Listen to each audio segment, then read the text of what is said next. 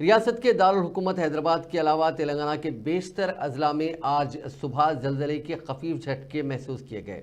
اگرچہ کہ زلزلے کے ان جھٹکوں سے کوئی جانی یا مالی نقصان کی اطلاع نہیں ملی، تاہم ان جھٹکوں نے عوام میں خوف اور بے چینی کا ماحول پیدا کر دیا۔ سرکاری ذرائع کے مطابق بعض مقامات پر 3 سیکنڈز اور بعض مقامات پر 5 تا 6 سیکنڈ تک جھٹکے محسوس کیے گئے۔ عوام خوف کے عالم میں اپنے گھروں سے باہر نکل پڑے، جبکہ کئی افراد کو زلزلے کے جھٹکوں کا پتہ بھی نہیں چلا۔ سوشل میڈیا اور الیکٹرانک میڈیا کی اطلاع کے بعد بعض علاقوں کے عوام نے کچھ لمحے کے لیے زمین ہلنے کو محسوس کیا۔ ذرائع کے مطابق تلنگانہ میں تقریباً 20 سال بعد زلزلے کے جھٹکے محسوس کیے گئے۔ ضلع ملک زلزلے کا ایپی سینٹر تھا، جو اس کے اطراف کے 300 کلومیٹر تک جھٹکے محسوس کیے گئے، جس کی وجہ سے حیدرآباد کے بھی چند علاقوں میں جھٹکے محسوس کیے گئے۔ بتایا گیا کہ چاشمے کی صبح 7:27 کو زلزلے کے خفیف جھٹکے محسوس کیے گئے۔ ریچر اسکیل پر ان کی شدت 5.3 ریکارڈ کی گئی۔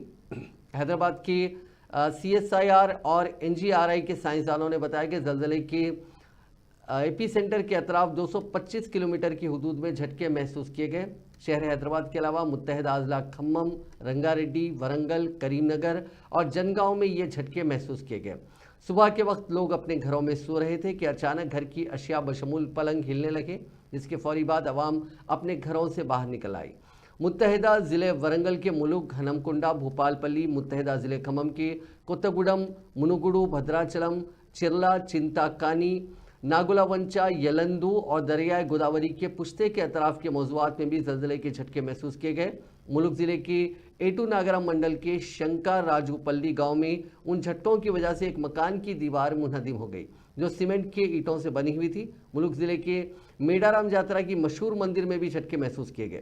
سوشل میڈیا پر مختلف اضلاع میں زلزلوں کے جھٹکے سے گھر کی اشیاء بشمول دروازے اور دیواروں کے ہلنے کے ویڈیوز وائرل ہو رہے ہیں۔